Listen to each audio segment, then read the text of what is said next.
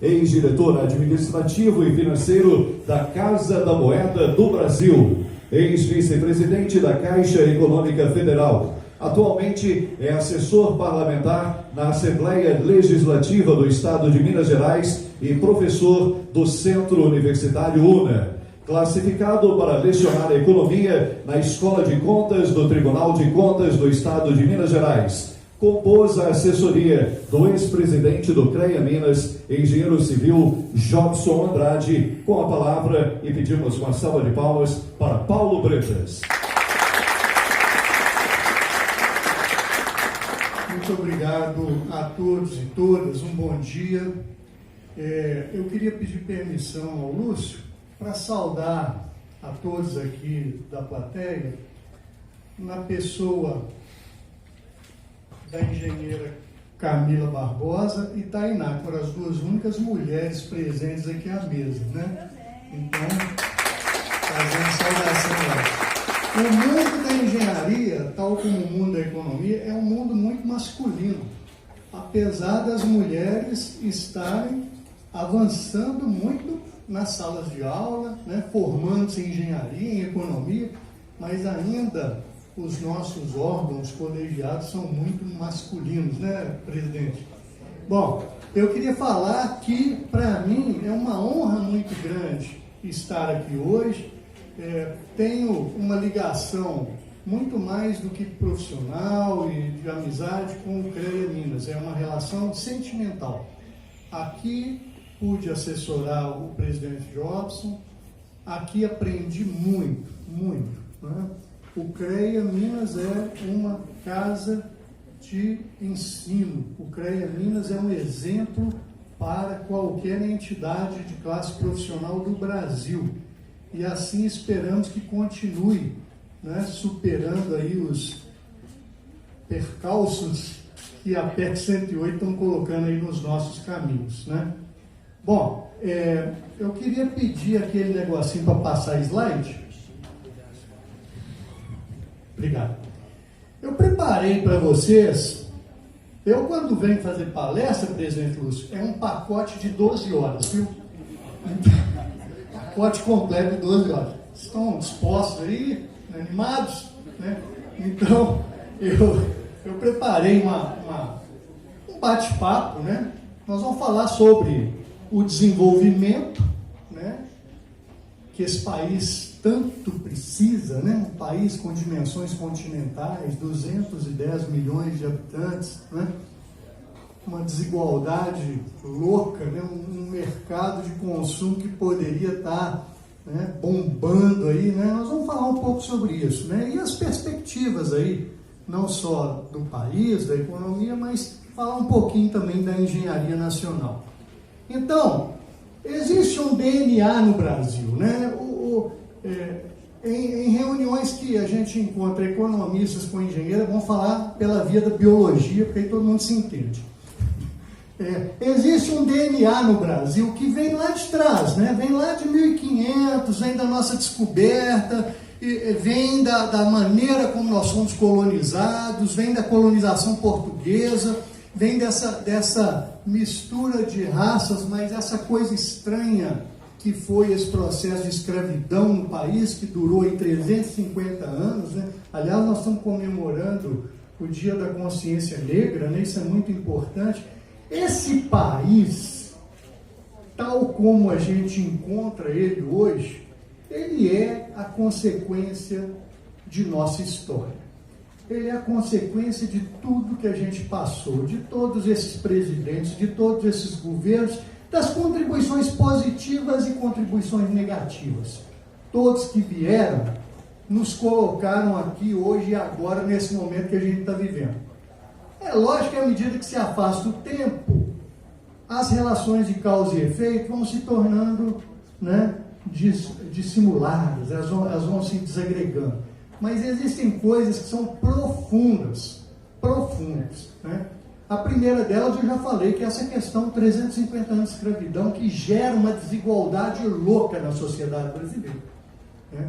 Haja vista que quando a Lei Áurea foi assinada, os escravos simplesmente foram soltados na rua, né? não teve qualquer tipo de apoio. Lá nos Estados Unidos, quando acabou a escravidão, cada escravo, cada família ganhou um pedaço de terra, um pouquinho de dinheiro para investir e uma mula. Olha que loucura, né? Cada família ganhou isso para começar a vida, né? Aqui não. Aqui nós estamos continuadamente reproduzindo desigualdades. E isso não contribui em nada para o desenvolvimento de um país. Isso não contribui porque numa sociedade de mercado, numa sociedade capitalista, e eu defendo uma sociedade de mercado, defendo a propriedade privada, só que defendo também que haja limites. Eu não posso ser dono de alguma coisa e achar que eu posso fazer qualquer coisa com aquilo que eu sou dono. Tem que ter a ponderação entre o que é o mercado, o que é a sociedade privada e o que é a minha interlocução com a sociedade como um todo, né? Então, esse DNA do Brasil, ele tem uma carga muito importante da engenharia nacional. Vocês imaginem, né? Desde lá, vamos pegar um pouco de 1930 para cá, que é o período que eu considero da formação de um país industrializado, um país moderno, né? Que vem com Getúlio Vargas. Desde a concepção, né, do Estado, que veio lá com Getúlio, a siderurgia, né, a CSN, né, a construção do país, ela se assenta em cima da engenharia nacional. A participação dos engenheiros, a participação das empresas, a produção, o mundo da produção, o mundo da transformação, a geração de renda, a geração de emprego, se assenta na engenharia nacional. Então, hoje, quando a gente vê um país que, do segundo trimestre de 2014 até esse terceiro trimestre de 2019, que só agora, e eu vou falar um pouco sobre isso, a importância histórica do terceiro trimestre de 2019. Porque eu vejo no terceiro trimestre de 2019, por todos os indicadores que eu acompanho da economia, a gente começando a fazer a virada. A economia começando a dar sinais de uma melhora que poderá adquirir aceleração. E eu vou mostrar também um pouco isso para vocês, fazendo também um percurso da história dessa economia, né? Como é que eu vou falar para vocês aqui hoje, fazer esse bate-papo? Eu vou falar em cima desses eixos que eu considero são os eixos importantes para o país desenvolver. Vou falar um pouco da taxa de investimento, que é o principal eixo para um país crescer e desenvolver é investir. Tem que ter alguém disposto a empreender nessa economia. Tem que ter alguém disposto a produzir, a gerar emprego. Isso é um investimento. Vamos falar de investimento, vamos falar do crescimento do PIB, que é uma consequência direta de investir e de gastar, né? De consumir, né? Vamos falar um pouco da redução do desemprego, como é que ela está acontecendo. Vamos falar de comércio exterior, porque o Brasil ele é a consequência da nossa economia interna, mas nós somos uma economia aberta. Nós somos a consequência de toda essa inter-relação com o mundo lá fora. E eu vou mostrar para vocês também que esse terceiro trimestre de 2019, ao mesmo tempo que ele sinaliza uma mudança, né, clara de que a economia vai crescer, também sinaliza uma mudança clara que vem lá de fora. Nós estamos tendo uma queda brutal das nossas exportações, nós estamos tendo sinais que vêm lá de fora, dessa briga entre Estados Unidos e China, né? Essa condição externa estranha que parece que vai nos levar a uma nova recessão mundial e que não nos ajuda. Seria bom que nós tivéssemos uma economia interna, né, preparada para voltar a crescer e também ter o apoio, o auxílio da economia mundial nos ajudando a alavancar.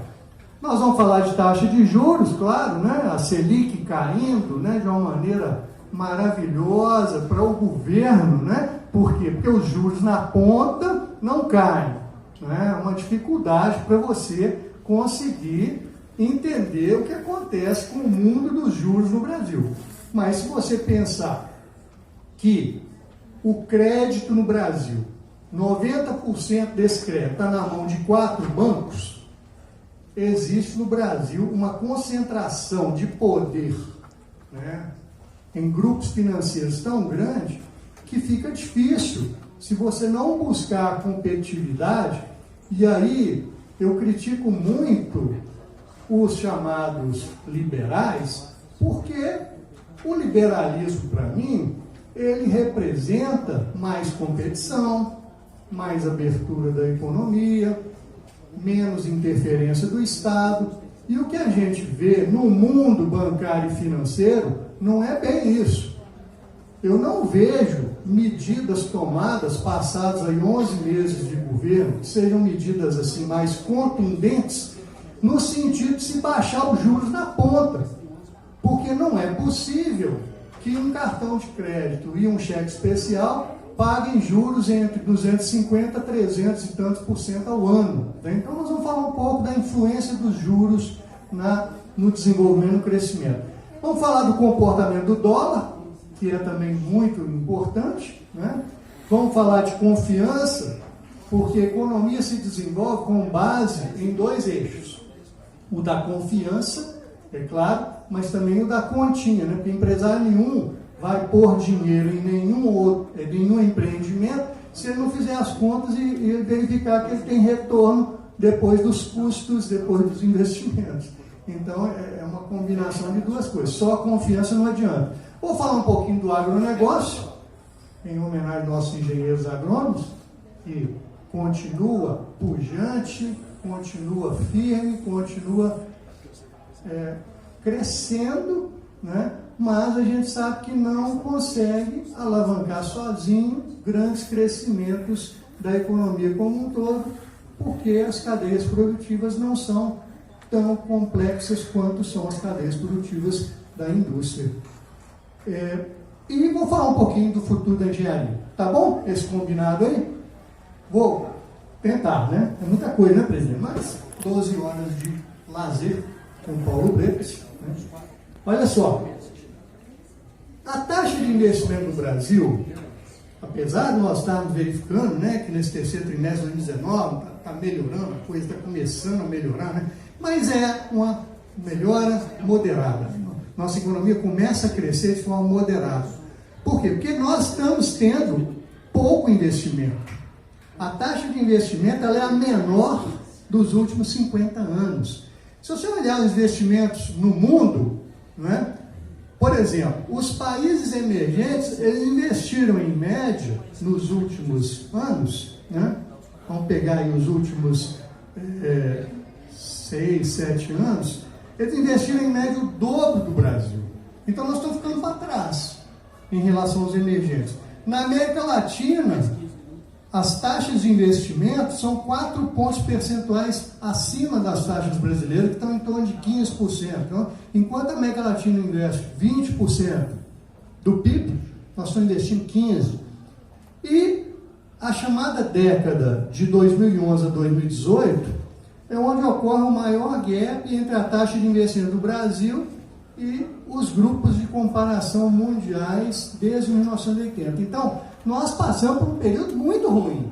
Nós estamos começando a sair dele agora, mas nós temos que entender que o que aconteceu na economia brasileira do segundo trimestre de 2014 até agora foi um vendaval, né? Então, o Brasil, que apresentou uma taxa de investimento média durante o período 2010 a 2014 de 20%, hoje está em 15,5%. Qual a projeção de vinda de investimentos estrangeiros no Brasil? Né? Já que nós não estamos conseguindo alavancar a taxa de investimento, como é que a gente olha lá fora e vê o que o mundo lá fora está disposto a investir no Brasil? Pelos estudos que a gente vê do Banco Central, em 2019, os investimentos estrangeiros vão chegar a 80 bilhões de dólares e para 2020 o Banco Central, de uma maneira bem conservadora, também acha que vão entrar no país outros 80 bilhões de dólares. Eu diria para vocês que isso é muito pouco. Nós já chegamos a ter anos onde o investimento estrangeiro foi praticamente o dobro disso, chegando a ter 130, 140 bilhões de dólares entrando na economia brasileira. E lá na frente, quando eu for falar do dólar, eu vou mostrar para vocês como que é importante a entrada desse investimento estrangeiro para ajudar a compensar os déficits de contas correntes que o Brasil começa a enfrentar. Então, olha só, eu peguei aqui dados do IBGE, desde 1908, olha o que acontece com a taxa de investimento no Brasil. Olha que interessante, na época da Primeira Guerra, a taxa de investimento em relação ao PIB do Brasil foi acima de 25%, 26%, 27%. Depois ela vai, igual um coração batendo meio fraco, né, mas vai sempre numa crescente, né? Vou voltar aqui. Você vê que a tendência, ela foi interrompida com a recessão que começa em 2014. E agora, né, nós estamos ali embaixo, ó. Nós rumamos para baixo e precisa inverter a tendência da curva se quisermos ter uma continuidade desse sinal de crescimento que o terceiro trimestre de 2019 nos aponta.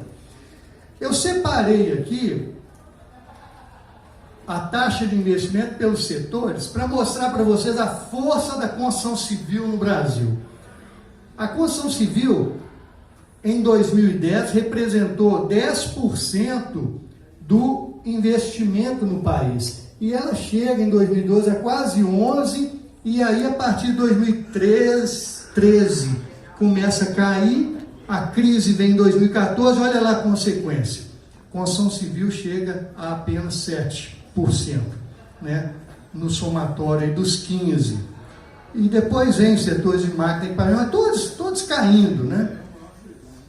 Bom, vamos falar um pouco do PIB, do crescimento, né? Investimento leva ao crescimento. Existe um conceito em economia que chama hiato de produção. O que é esse conceito e por que ele é importante? Ele é importante porque quando você tem uma recessão, você para a economia e as máquinas, os equipamentos vão ficando parados. Você vai gerando uma ociosidade no sistema produtivo. Essa ociosidade, ela gera duas consequências absolutamente destrutivas. A primeira é que significa que a mão de obra está fora da fábrica, ela está desempregada. E à medida que o tempo passa, esse pessoal que a fábrica tanto fez para qualificar, vai perdendo qualificação. E depois, para voltar para o mercado de trabalho, fica mais difícil. Por quê? Porque numa nova onda de investimentos, vão vir novas máquinas, novos equipamentos, você precisa de mão de obra mais qualificada, né? Mas o que é o hiato de produção? É justamente o que o PIB poderia estar crescendo sem pressionar a inflação, sem pressionar os preços. É a capacidade ociosa manifesta em forma de percentual que o PIB poderia crescer. Está entendido? Nós poderíamos estar crescendo a mais de 5%, quase 6%, né? 5,5%, quase 5,5%, se as máquinas, os equipamentos estivessem reativados sem pressionar a inflação. Então, olha o quanto nós andamos para trás, né? Nós poderíamos estar crescendo a 5,5% sem pressionar a inflação. E você sabe que a inflação está chegando a 1% real. Descontada, né, falando bobagem, a taxa de juros no Brasil, né, ela está chegando a 1% real se você descontar a inflação, porque a inflação está caindo tanto, né, que a Selic, que vai agora ao final do ano chegar a 4,5%, com uma inflação de 3%, você vai ter uma taxa de juros real no sistema econômico de 1,5%. Nunca foi tão baixa a taxa de juros no Brasil. Isso ajuda a alavancar o crescimento da economia se o Estado fizer a parte dele. Como é que a gente, na economia, dá uma olhada no mercado assim e vê se as coisas estão indo bem ou estão indo mal? Tem alguns indicadores que são interessantes, né? Um deles é o fluxo de veículos pesados que passam pelas estradas, né? Você mede esse fluxo de caminhões pesados através da pesagem, através dos pedágios. Você tem uma maneira de medir isso. E aí você percebe, pelos dados da Associação Brasileira de Concessionárias de Rodovias, que nós estamos melhorando esse fluxo de veículos e que ele aumentou em 1,4% no mês de outubro em relação a setembro. Eu estou mostrando para você assim, que há sinais claros de que a economia está voltando a crescer, né? E quando você compara com outubro do ano passado, 2018, você percebe que o crescimento já foi de 6,3%. Então está aumentando o fluxo de veículos pesados, o que significa que você está transportando matérias-primas, equipamentos, máquinas, né, produtos acabados. Então, isso é importante, né? Também você analisa a fabricação de papel ondulado, porque é onde você embala os produtos industrializados, é onde você vai pôr as mercadorias que vão chegar ao atacado e ao varejo. Também há sinais de aumento da produção do papel ondulado, o que nos leva a crer, olha, a economia está melhorando, a coisa não está da mesma forma que estava no ano passado, nem no ano anterior. Então, falando um pouquinho do crescimento do PIB, você vê que depois do segundo trimestre de 2014, que nós tivemos a recessão, a economia ela caminhou para trás, algo em torno de 7% em 2015, 2016, né? Terrível. Eu diria que foi a pior recessão que o Brasil já teve em toda a sua história. Você anda de lado em 2017, 2018, crescendo em torno de 1%, e nós vamos andar de lado de novo em 2019. Nós não vamos crescer mais que 1%, 1, alguma coisa por cento, né? Aí eu faço um lançamento no gráfico de nosso PIB, né? E peguei também a variação do PIB da construção civil. Olha que loucura, né? Ele segue negativo desde o início da recessão até 2019. É uma catástrofe, né? Por quê? Porque a engenharia nacional precisa estar presente, precisa estar produzindo. A construção civil ela é fundamental, novas instalações, novas empresas, novas indústrias, o material de construção, e isso a gente vê que está começando a melhorar. Por quê? Porque o mercado imobiliário está começando a aquecer de novo, mas foi uma coisa terrível. O desemprego. O Brasil tinha 3 milhões de pessoas buscando emprego há até 2 anos, e 5,9 a menos do que 5,9 a menos do que no segundo trimestre desse ano, que sinaliza uma melhoria, né? Só que esse emprego gerado, ele é um emprego informal.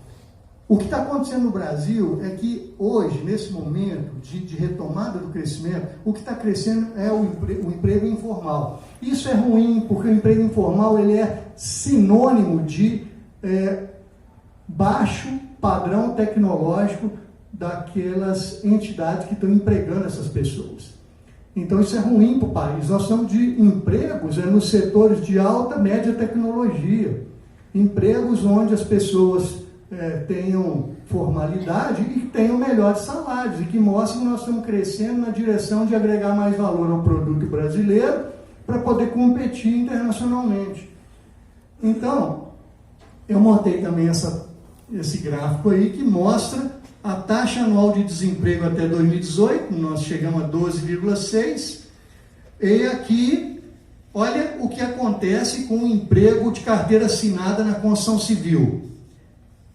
Ele é derrubado, né? Aqui eu estou em março de 2014, que é início da crise, né? E eu estou falando de milhões de postos de trabalho de carteira assinada. Olha, eu saio de quase 3 milhões de postos, e hoje não consigo chegar nem a 2 milhões. Né?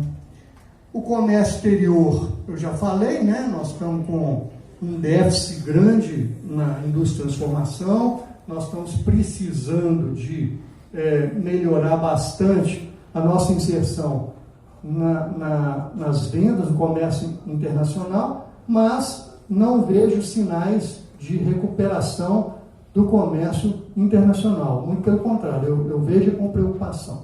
Né? Então, nós temos um déficit crescente aí nas nossas trocas com o mundo, medidas pela indústria de transformação. Aqui nós temos um déficit também crescente no que se refere às contas correntes, que significa todo o dinheiro que entra e sai, pagamento de juros, remessa de lucros, né? É ruim para o país, isso sinaliza para nós temos que ficar muito atentos às nossas reservas internacionais, não podemos esgotar essas reservas, nós sabemos que podemos ter um ataque especulativo, sabemos que vamos precisar de dinheiro se a economia voltar a crescer, porque aumenta as importações, né?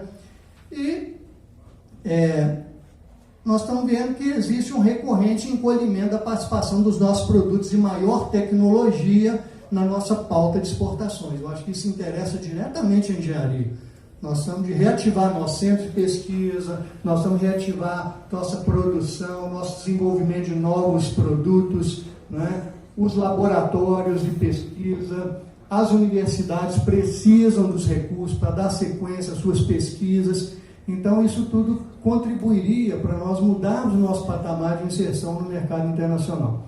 A taxa de juros, a gente vê a Selic sendo derrubada, mas isso ajuda o governo. O governo fica pagando menos pelo serviço da dívida, isso faz com que o nosso déficit reduza, né? O déficit nominal, porque o nominal soma-se a ele o pagamento de juros, e isso poderia, inclusive, dar uma folga de recursos se o governo tivesse uma política de retomar as obras paradas, por exemplo. Já que está pagando menos juros, poderia direcionar parte desses recursos, né, equilibrado o déficit fiscal, para retomada de obras paradas.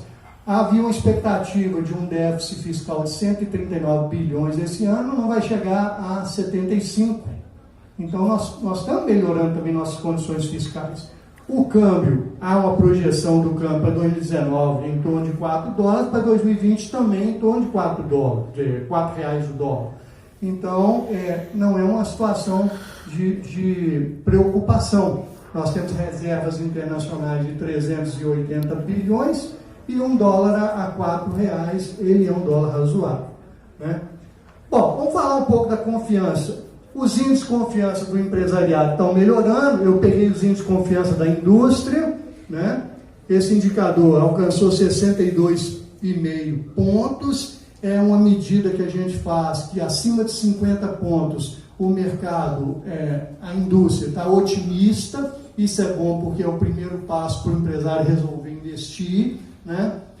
As expectativas do varejo são muito positivas.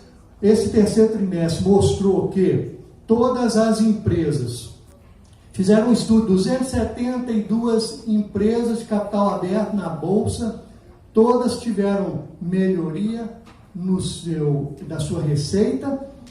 As que tiveram mais melhoria foram justamente construção civil, varejo, tudo aquilo que depende do consumo. Então, nós estamos tendo também uma sinalização que nesse terceiro trimestre o que está alavancando o crescimento é o consumo de novo, não é ainda o investimento. O crescimento tem que vir depois, se não vier, é crescimento de galinha. E por que crescendo? Porque liberou dinheiro do Fundo de Garantia, porque tem vários elementos que fazem o consumo crescer nesse momento. Né? E o varejo está muito otimista. Tributos, além de precisar de uma reforma tributária, né? Nós sabemos que o governo federal está com estudos que pretendem reverter a regressividade dos nossos impostos. É provável que em breve aí vai vir notícias do Ministério da Economia, que vai taxar dividendos, lucros, possivelmente vai mexer nas tabelas de imposto de renda para taxar os mais ricos. É uma tendência. Nós já estamos vendo estudos sendo feitos no Ministério da Economia, o que é natural, porque o Brasil é um país de impostos bastante progressivos. Né? Você taxa mais os mais ricos, os mais pobres, e menos os mais ricos. né? O pobre, quando vai comprar uma geladeira, paga o mesmo imposto que o dono do Banco Safra. Então, quer dizer, tem um negócio errado no nosso sistema tributário e deve vir uma reforma tributária. A agropecuária, esse ano, vai ter uma redução, né, na estimativa que eles fizeram aí, né? Mas, ainda assim, é um bom crescimento, né? Você vai ter um montante de 0,7% menor do que o calculado para 2019, que foi 609 bilhões, mas 1,7% maior, estou falando 2020, em relação a 2018. Então, quer dizer, nós estamos tendo uma agropecuária que acrescenta ao produto nacional bruto algo em torno aí dos 605, 610 bilhões de reais. Agora, qual o futuro da engenharia? Aí eu preciso de 5 minutos para poder a gente falar sobre isso. Eu tenho 10 tendências que eu queria apresentar para vocês, que eu fiz os estudos para a engenharia nacional nesse futuro próximo. Primeiro, uma tendência da engenharia sustentável. É uma engenharia preocupada com a sustentabilidade, com o meio ambiente, com a preservação, conservação de energia, tudo aquilo que leva à sustentabilidade. Depois, valorizar a qualificação. Não adianta formar no mercado engenheiros sem qualificação. Não serão empregados. E o que é pior, podemos ter o risco de importar engenheiros de fora, assim como há o risco de virem empresas de fora de engenharia para disputar o mercado brasileiro. Eficiência energética, em todos os sentidos, né? É uma exigência das empresas, das organizações, que os engenheiros ajudem as empresas a serem mais eficientes no que se refere ao gasto de energia. Automação de processos de TI, claro, né? Robótica, indústria 4.0, internet das coisas, isso tudo vai entrar com muita rapidez no mundo da produção. Os avanços na área de biomedicina, é fantástico como a medicina está encontrando com a engenharia. Hoje um médico, para operar, está usando robôs, ele tem que entender daquelas máquinas, né? Então, é uma tendência forte os avanços da biomedicina. A retomada da construção civil, sem sombra de dúvidas, já está mostrando sinais. E fomento à engenharia de produção. A engenharia de produção vai dar um salto qualitativo impressionante pela necessidade mesma de engenheiros de produção que ajudem a acompanhar o ciclo produtivo, as iniciativas de planejamento dos negócios, as demandas, as etapas produtivas, a logística, isso tudo vai vir com muita força. A ênfase na segurança, qualquer coisa que a engenharia colocar às mãos, vai precisar pensar nos requisitos de segurança. Segurança no sentido mais amplo possível, segurança de informações, segurança das pessoas, segurança dos próprios, segurança dos edifícios, não é? Segurança das pessoas. Então, e por último, essa tendência ruim de pejotização, essa tendência a contratar por informalidade, né? Sem carteira assinada, que leva as pessoas muitas vezes a montarem suas empresinhas, mas sem terem um conhecimento prévio para serem empresários, para empresariar seus negócios. E por último, podem esperar que virá mais competição. Eu tinha muito mais coisas para falar para vocês. Como eu disse, eu estava preparado para falar 12 horas, mas estão me mostrando aqui uma plaquinha, né? E estou à disposição de vocês, né? Tem algumas preocupações, né? Mas fica para um outro momento. Obrigado.